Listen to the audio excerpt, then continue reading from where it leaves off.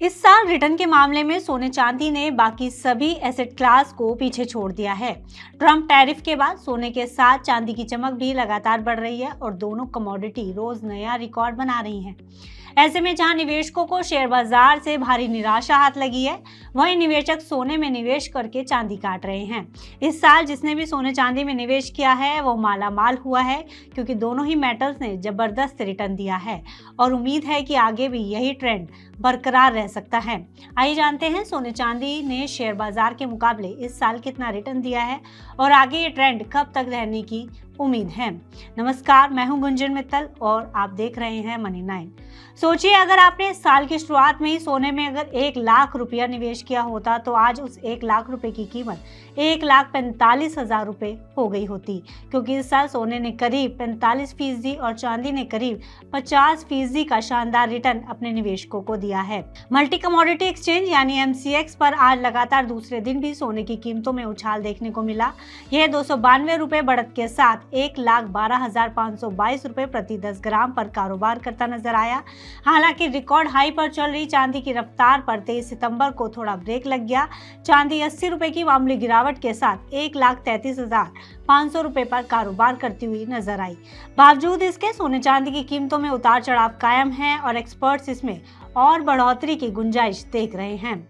Gold silver के भावों में हमने पुनः तेजी आते हुए देखी है। आज गोल्ड के भावों ने करीबन 1,12,700 का हाई बनाया, वहीं सिल्वर ने करीबन 1,34,000 के हाई बनाते हुए दिखाई दिए। अगर हम बात करें इस साल में तो गोल्ड करीबन 45% के आसपास इंक्रीज हो चुका है और सिल्वर के भावों ने करीबन 52% के आसपास रिटर्न दिए हैं। तो कहीं ना कहीं जियोपॉलिटिकल कंसर्न्स की वजह से, टैरिफ्स की वजह से, ETF डिमांड की वजह से और करेंसी डेप्रिसिएशन की वजह से हमने गोल्ड सिल्वर के भावों में तेजी आते हुए देखी। साथ में हमने ये भी देखा कि फेडरल रिजर्व के इंटरेस्ट रेट कट होने के बाद उन्होंने स्टेटमेंट दिया कि यूएस की जो इकोनॉमी है वहां पर लेबर मार्केट में, अनएम्प्लॉयमेंट रेट में और इन्फ्लेशन में बहुत बड़ा कंसर्न है, जिसकी वजह से कहीं ना कहीं डॉलर इंडेक्स और बॉन्ड रेट में गिरावट देखने को मिली।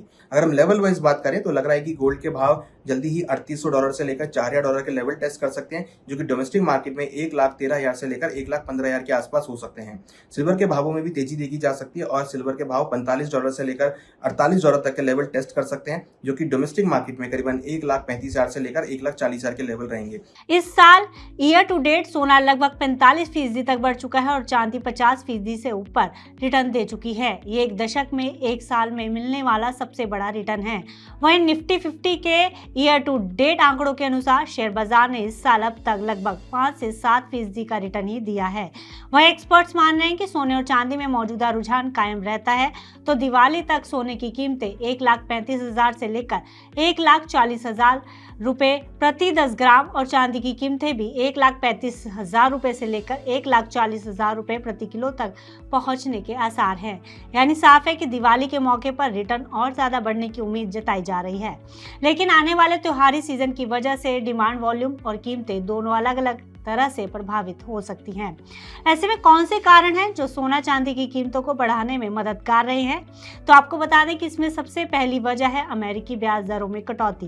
फेडरल रिजर्व अपनी इस महीने हुई बैठक में साफ कर चुका है कि वो इस साल 2 रेट कट और कर सकता है। दरअसल जब सेंट्रल बैंक ब्याज दरों में कटौती करता है तो माना जाता है कि इकोनॉमी पटरी पर नहीं है। ऐसे में निवेशक शेयर बाजार की जगह सोने चांदी में निवेश करते हैं। ऐसे में रेट कट इसकी कीमतों को बढ़ाने का एक बड़ा ड्राइवर साबित हो सकता है। इसके अलावा जियोपॉलिटिकल टेंशन और अनसर्टेनिटी के चलते भी दुनिया भर में सोने की मांग बढ़ी हुई है, जिससे सोने चांदी की कीमतों में लगातार तेजी दिखाई दे रही है। वहीं डॉलर के मुकाबले कमजोर रुपया और घरेलू इंपोर्ट की जरूरतें ने भी भारत में कीमतों को बढ़ाने में मदद की है। चांदी के इंपोर्ट में भी तेजी आई है। चांदी के इंपोर्ट बढ़े हैं और लोकल इन्वेस्टमेंट डिमांड भी तेज हुई है, जिसके चलते चांदी की कीमतों में भी तेजी बनी हुई है। इसके अलावा सोने की कीमतों में भारी तेजी की वजह कई देशों के सेंट्रल बैंकों द्वारा सोना खरीदना है। ग्लोबल अनसर्टेनिटी की वजह से दुनिया भर के सेंट्रल बैंक इस सेफ हेवन एसेट पर दांव खेल रहे हैं, जिससे इसकी मांग में तेजी आई है। अब सवाल यह है कि इस तरह के ट्रेंड में आखिर निवेशक क्या करें? ऐसे में एक्सपर्ट्स मान रहे हैं कि फिलहाल यही ट्रेंड आगे भी बने रहने की उम्मीद जताई जा सकती है। ऐसे में एक्सपर्ट्स का सुझाव है कि पुराने निवेशकों को नया निवेश करने में थोड़ी सावधानी बरतनी चाहिए। बड़े पैमाने पर निवेश ना करें और फिलहाल होल्ड करने पर ही विचार करें। कुछ एक्सपर्ट्स मान रहे हैं कि पोर्टफोलियो में गोल्ड सिल्वर का 15 से 25% तक का एलोकेशन ही ठीक है। ऐसे में आप रिस्क और प्रॉफिट को मेंटेन कर सकते हैं।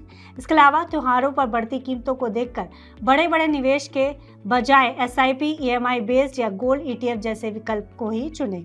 ICICI प्रूडेंशियल म्यूचुअल फंड के chief investment strategist S Naren ने निवेशकों को चेतावनी देते हुए कहा है कि फिलहाल इस तेजी में सोने चांदी के पीछे भागना नुकसानदायक हो सकता है, खासकर तब जब इनकी कीमतें पहले ही काफी ज्यादा बढ़ चुकी हैं। ऐसे में अगर लोग इस समय सोने चांदी में निवेश करते हैं तो लंबे समय में उन्हें नुकसान तक झेलना पड़ सकता है। सोने और चांदी के हाई रिटर्न को देखते हुए निवेशकों को गोल्ड और सिल्वर ETF में दिलचस्पी बढ़ी हुई है। पिछले एक साल में इन मेटल्स ने इक्विटी से बेहतर प्रदर्शन किया है, लेकिन एस नरेन मानते हैं कि अब निवेशकों को सावधान रहने की जरूरत है। नरेन का कहना है कि अगर आप पहले निवेश करते तो अच्छा होता, लेकिन किसी चीज के पीक पर निवेश करना सही नहीं माना जाता, इसलिए अब इन मेटल्स में ज्यादा पैसा ना लगाएं। फिलहाल इस खबर में इतना ही। आप बिजनेस से जुड़ी अन्य खबरों के लिए देखते रहिए मनी 9।